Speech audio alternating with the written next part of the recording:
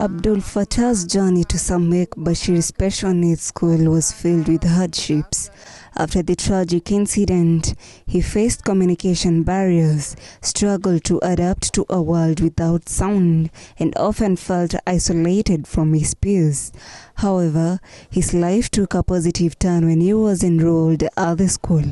Here, he found a community that embraced his uniqueness and provided the tools he needed to thrive. I was born hearing. When I was young, I became deaf after a bomb explosion in Somalia. My family does not know any sign language. We communicate by lips reading. The school's curriculum focuses on a holistic approach to education, integrating academics with therapies tailored to meet the needs of deaf and autistic students. The need of the deaf school,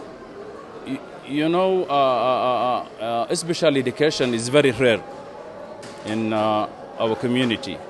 Some parents come to us asking whether we can educate those who have autism.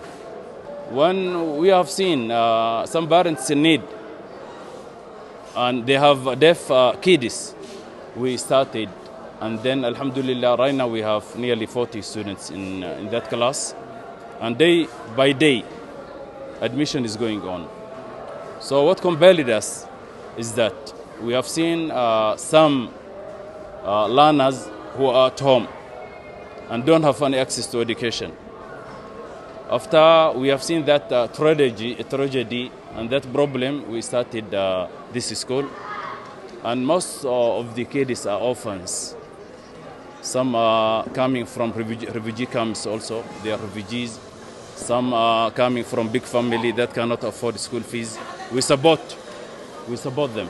Sign language classes are a fundamental part of the curriculum, enabling students like Abdifatah to communicate effectively and engage with their peers. Some of the challenges we face is actually communication. I think the children face lots of communication when they are talking to their parents, because you find that the parents are not understanding sign language, their family is not understanding sign language, so the only place they find they can express themselves well is the school.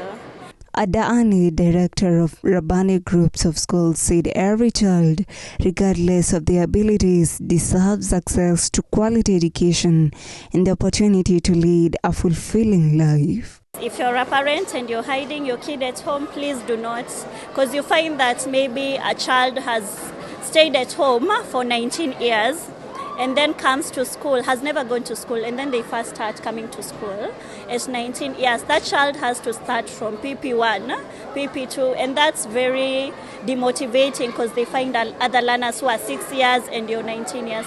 So please don't keep your child at home. Come join us here at Rabbani Special School for the Deaf, and we will give your child maximum attention, and at least take your child to school. Don't let them stay home. They need their minds to be educated and to be functional individuals in the society. We have a program of civic education. Always we talk to them. We advertise at the mosque. We sometimes, whenever we have a meeting of the parents, when we are closing every time, we talk to the parents and tell them that they are welcome. Don't shy off that we have a special kid. We are going to support you, bring them, let them study, let them be with the community. That stigma is there, but because of this civic education that we have in our community, they are coming in large numbers. The school has a team of experienced teachers who are fluent in sign language. Maureen Kangeth, the school principal, said the International Day of Sign Language is an opportunity to raise awareness of sign languages and the importance of inclusive education for deaf people.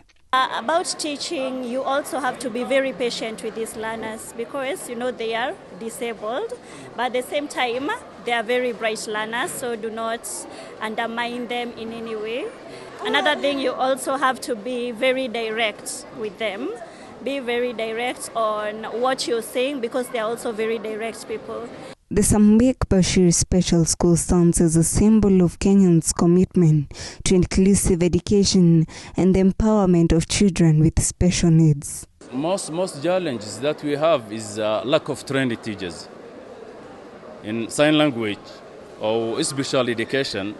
Those who are dealing with the autism, we don't have trained teachers. So every time we have to advertise, we have to look for. That's the most challenge that we have. Also, the stigma of that, you mentioned it, of parents are afraid of, to bring the kids. Maybe they think that they are cursed, so they don't want to bring to the school. In Kenya, parents hide their children who are deaf or have any disability due to stigma. Also, they are afraid of taking their children to Christian schools. They fear their children will be taught Christianity. The Kenya Sign Language Bill 2023, sponsored by nominated MP Umulher Harun, seeks to provide for the recognition, promotion, development and use of Kenyan Sign Language. September 23rd is International Day of Sign Language that offers a unique opportunity to support and protect the linguistic identity and cultural diversity of all deaf people and other sign language users.